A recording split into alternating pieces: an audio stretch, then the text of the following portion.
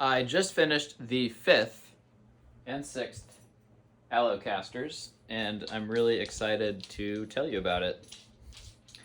So this is the 5th Allocaster in my Allocaster series, which started when I decided to switch from traditional guitar tuners back to what you might think are traditional violin pegs, but are actually geared planetary tuners. And they're much lighter than guitar tuners. So in addition to moving all the tuning apparatus from the scroll to the chin rest, I've got really light tuners. No fine tuners needed because these are geared 4-to-1. So you get all the control you need just with these tuning pegs. So let me tell you a little bit about this violin. Let me take off the shoulder rest adapter here. So the body is cherry.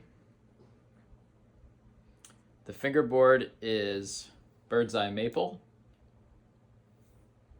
Okay. And then you have, your traditional ebony chin rest. The setup is pretty low, which is how I like it for playing fast and comfort. And what else? I guess I'll show you how it sets up. So the shoulder rest adapter, if you're not familiar with it, allows you to use any off-the-shelf shoulder rest for an acoustic violin. Get rid of the mounts to the violin, and you can use these attachment points here that I've designed to connect it to the adapter. So the shoulder rest adapter just slides onto the violin. Then I tighten the clamp to lock it in. You do have about 1 inch of adjustment on where you put it. I typically just go all the way to the bottom, and there's a stop there so it doesn't fall off if you don't tighten the clamp. So lock that in. Then we hook up the jack. And what's happening here is we have the signals going from the bridge pickup, which is a Barbera pickup, through this jack plate into the shoulder rest adapter. Then it goes to the volume knob here. Then it comes back to the output jack. So input jack to the shoulder rest adapter and output jack. If you really wanted to, you could just plug a wireless module directly into the violin. I really like to have some volume control, but I wanted the volume control to be removable. So if you want, you can have a shoulder rest adapter that doesn't have a volume knob, super lightweight, but this is kind of what I thought the standard setup is going to be for people. So we plug that in. Shoulder rest has a couple features I want to touch on. First is that you have quite a bit of adjustment with the shoulder rest. So with a hex key here, you can adjust the height of the shoulder rest. So if I keep tightening this, I'm essentially screwing the shoulder rest up, right? So it's going to bring the shoulder rest up. So if I have a shorter neck, I might want to do that to decrease the distance. I typically keep it with this screw just showing out of the bottom, but everyone will be different, and I can use different length screws to achieve however long your neck is. So you can adjust that end, and you can adjust this end. This one I have all the way tight. This one is about midway. So that's this hex key. Next, you have these posts which line up with the attachments for the shoulder rest. These are strap locks, so they are quick release hardware for attaching a strap. I'll show you how the strap system works. If your chest is 40 inches or larger, you can probably use a standard guitar strap for this.